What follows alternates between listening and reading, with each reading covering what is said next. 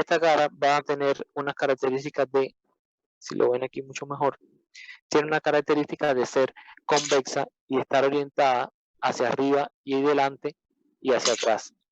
Se va a estrechar, como ya les he dicho, hacia la izquierda y está dividida en dos superficies, que va a ser la superficie derecha e izquierda por la implantación del ligamento falciforme. Entonces, fíjense aquí que es este ligamento falciforme quien va a dividir entonces al hígado en dos porciones, y específicamente que son visibles a nivel de esta cara.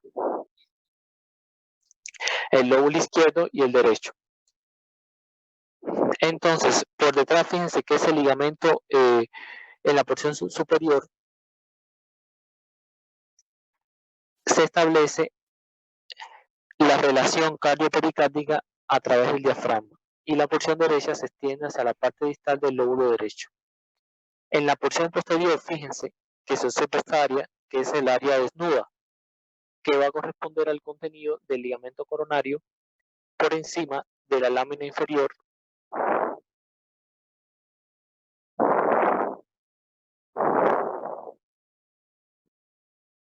¿ya? Entonces, ese ligamento falciforme, fíjense que al final se va a continuar aquí como un ligamento triangular derecho y un ligamento triangular izquierdo. ¿Ok? Y esta,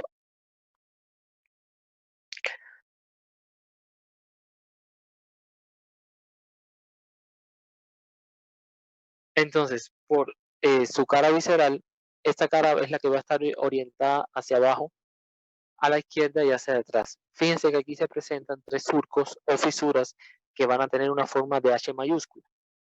Y entonces aquí se van a encontrar cuatro lóbulos. Primero está la fosa de la vesícula biliar.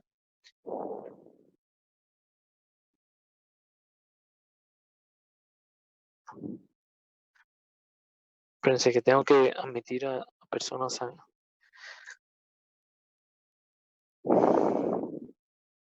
Que aquí primero está la fosa de la vesícula biliar, que es el surco longitudinal derecho que se dirige hacia atrás y a la izquierda y está excavada por delante de la vesícula biliar.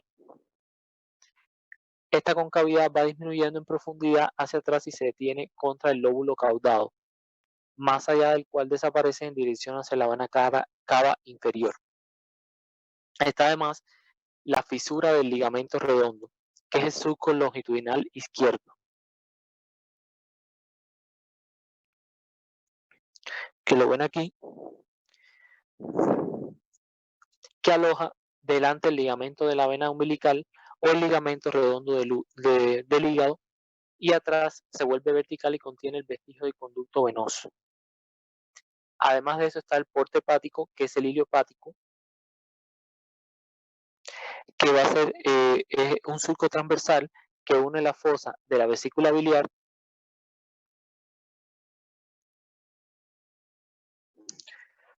o de la fisura del ligamento, o sea, el surco de la vesícula biliar y la fisura del ligamento redondo.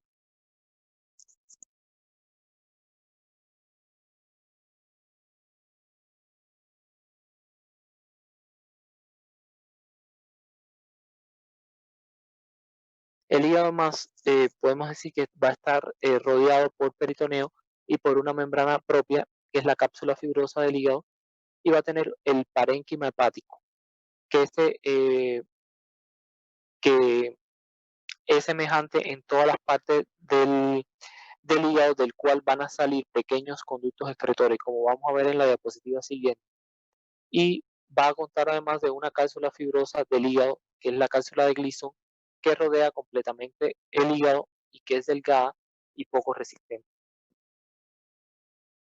Y entonces esta es la estructura que tiene el parénquima hepático, que va a estar constituido por unos lobulillos que tienen formas hexagonales, que van a estar separados por los espacios interlobulillares que también se van a llamar de Kiernan, e interpuestos entre la circulación de aporte y salida del hígado. Y entonces por eso es que estas células van a tener una doble función. porque van a tener una función exocrina propiamente porque van a liberar la bilis, pero también tiene una función endocrina como glándula, porque produce diferentes tipos de sustancias y diferentes hormonas. Además de esto, en el hígado, como ya habíamos mencionado anteriormente, tenemos el ligamento falciforme que va a conectar la cara diafragmática del hígado al diafragma y a la pared abdominal anterior. Y el ligamento coronario, que este va a amarrar la porción posterior de la cara diafragmática del hígado al diafragma.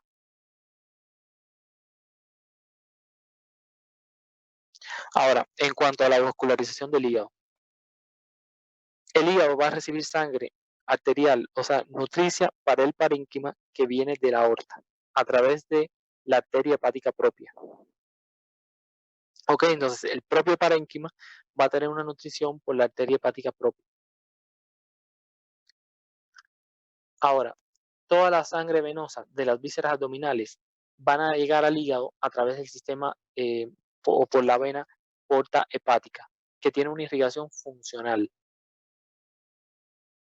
O sea, que si se fijan, no sé si en el lobulillo se alcance a ver, va a tener una, en ese sentido, van a llegarle sangre propiamente de la arteria hepática propia, pero además va a llegar una sangre que va a venir del sistema porta. Fíjense que el sistema porta tiene una irrigación funcional, o sea, que aquí lo que va a recibir es sangre que va a ser rica en nutrientes y que esta sangre rica en nutrientes es la que va a poder ser procesada en el hígado para la elaboración de diferentes sustancias necesarias para la vida. Por eso es que el hígado es un órgano vital. Ahora, la sangre que va a salir de ese hígado sale por las venas hepáticas, que van a ser tributarias de la cava inferior.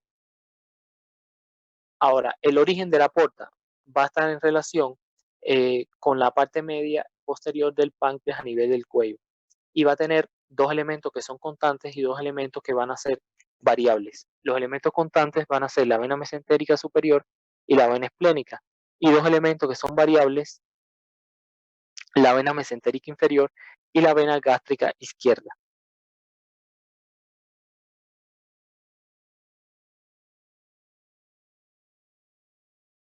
Ok, entonces fíjense que el hígado recibe una vascularización que viene del parénquima, o sea, una vascularización nutricia para el parénquima y que viene por la arteria hepática propia, pero además va a tener una vascularización a través de la vena porta, que esta lo que le va a propiciar es sangre rica en nutrientes de las vísceras abdominales.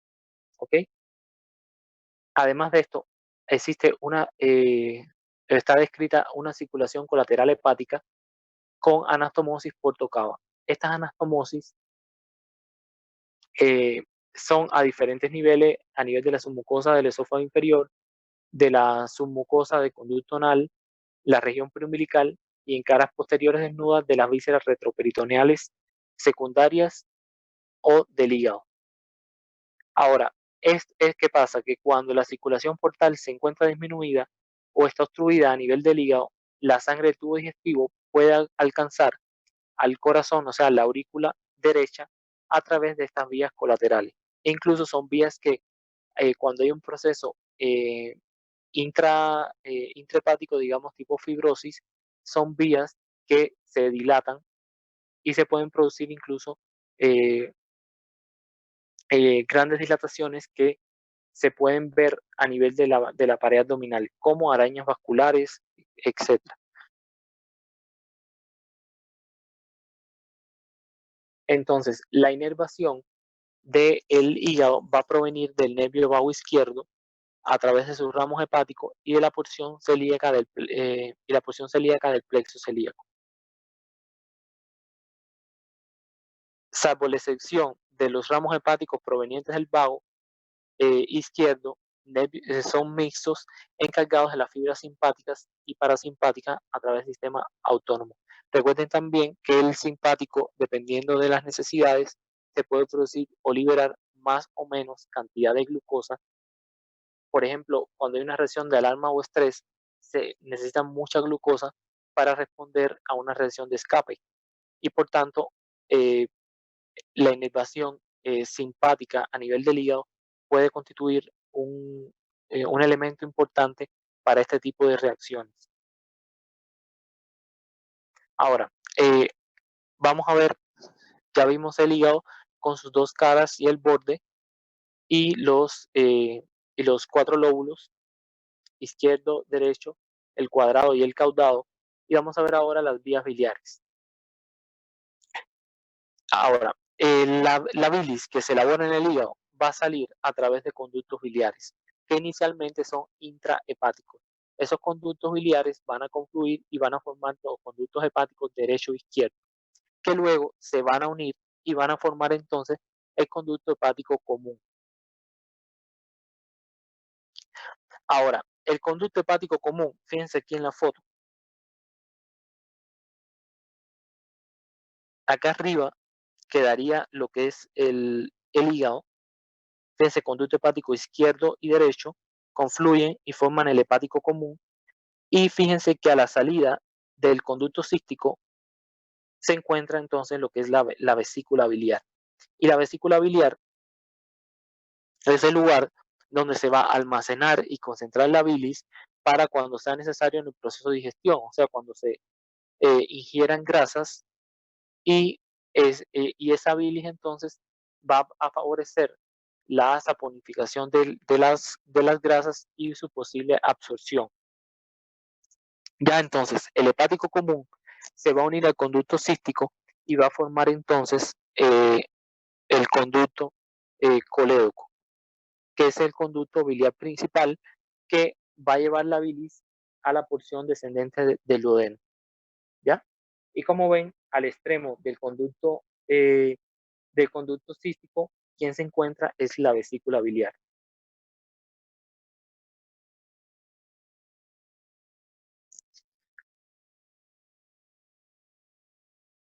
Ahora, esta vía biliar principal, que es el conducto hepático común y conducto colédoco, viene dirigida desde hacia arriba a abajo y describe una curva ligeramente cóncava a la derecha. Ella va entonces a desembocar a nivel de el duodeno en una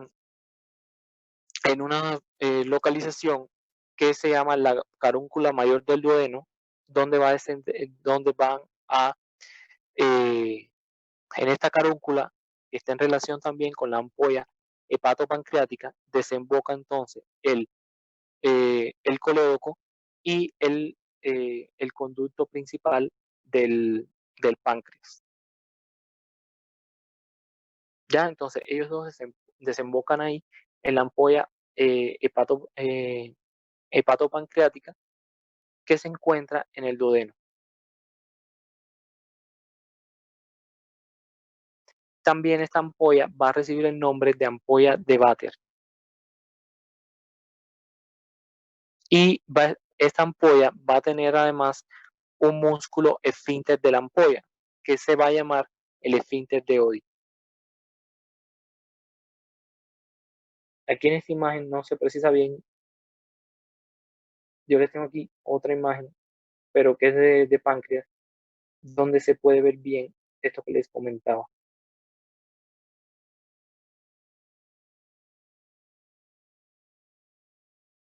¿Ve? Que desembocan en la papila mayor del duodeno, el conducto pancreático mayor junto con el colédoco. Fíjense que tiene esa papila mayor en la ampolla hepatopancreática y que se llama también la ampolla de Vater y que tiene además un sistema muscular forma de esfínter que se llama el esfínter de Oddi, ¿ya? Y que este esfínter de Oddi, por supuesto, se va a dilatar para permitir la salida de la bilis a través de la vía biliar.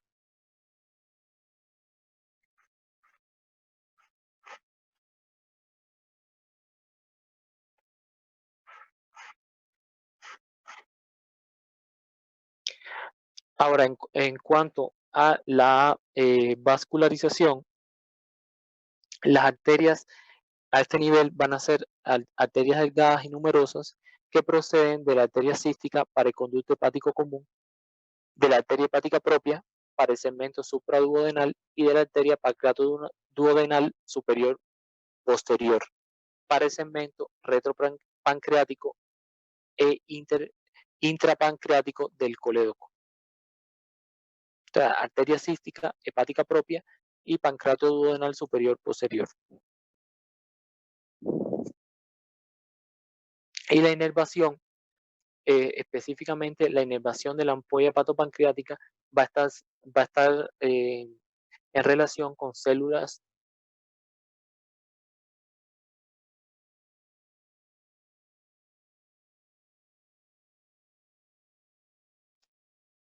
Aló.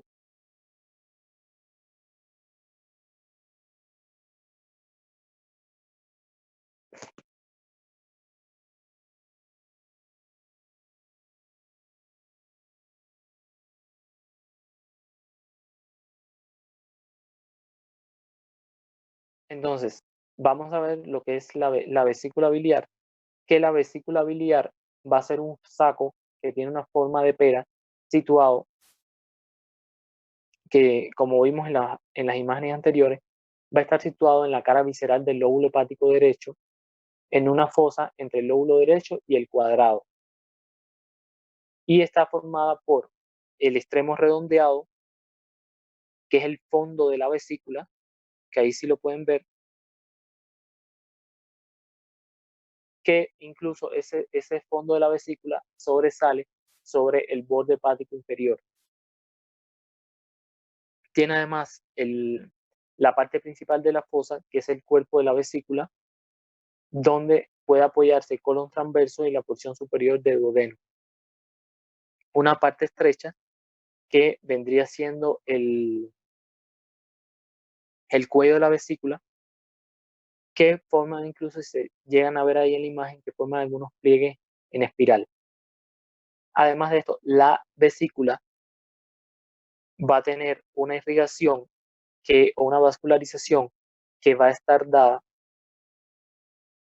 por la arteria cística, que se origina en la arteria hepática derecha. O sea, que es una rama de la arteria hepática propia. Y como les comenté, la vesícula, la función que tiene es recibir la bilis, y concentrarla y almacenarla. Entonces, vamos a ver lo que es páncreas. El páncreas es un órgano que está situado en su mayor parte posterior al estómago. ¿Ya? Si lo pueden ver ahí. Ocupa la pared posterior del abdomen desde el duodeno por la parte derecha al vaso en la izquierda. El páncreas va a ser un órgano que es retroperitoneal de forma secundaria, excepto en una porción pequeña de cola que está formado por una cabeza, un proceso unciforme, el cuello, cuerpo y la cola.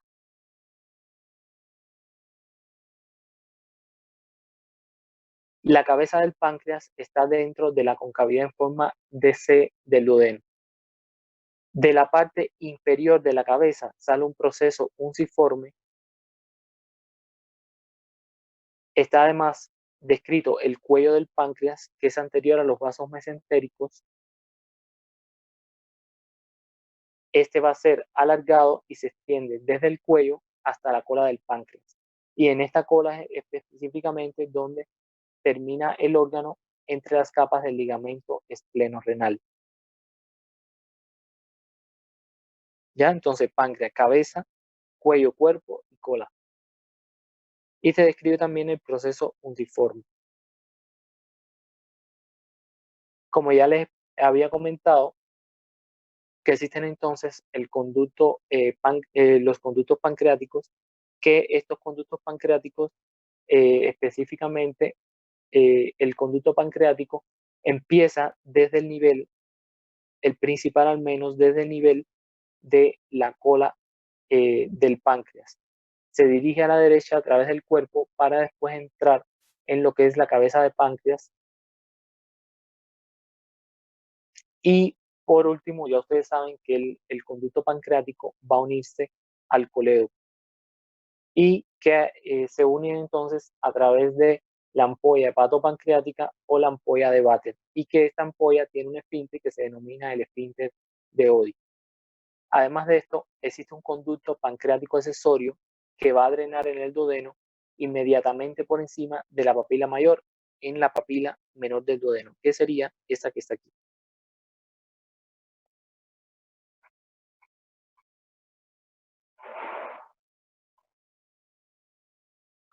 Y aquí entonces yo les dejo la vascularización del órgano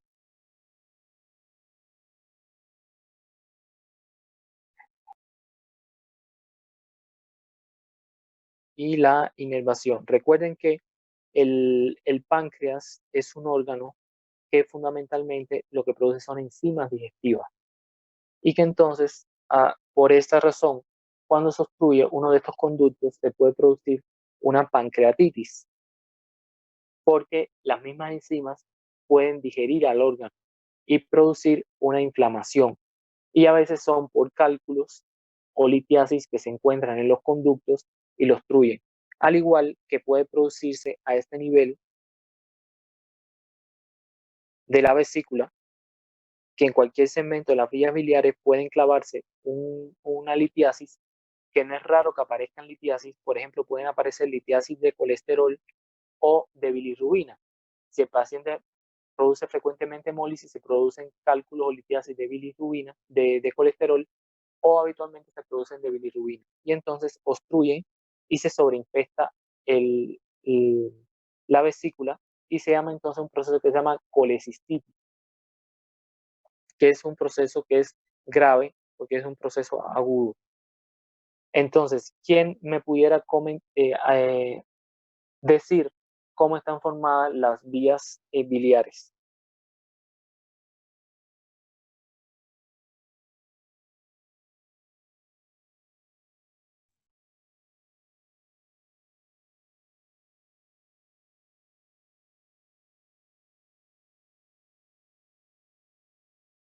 Alguien que me comente cómo se forman las vías biliares.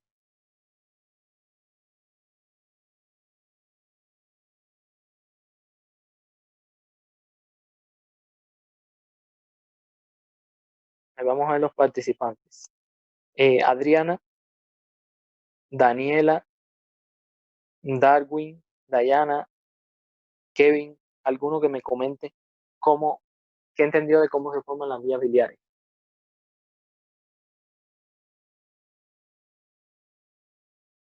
Sí, yo sé que estás acá, pero no sé si es que yo no los oigo. No.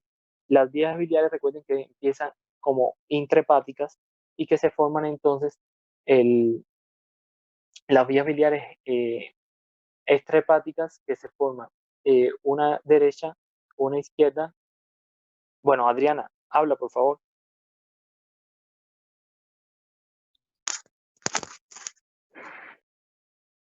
No, profe, yo no. Bueno, porque levantaste la mano. Entonces, recuerda que las vías biliares se unen la izquierda con la derecha y se forma la común. ¿Ok?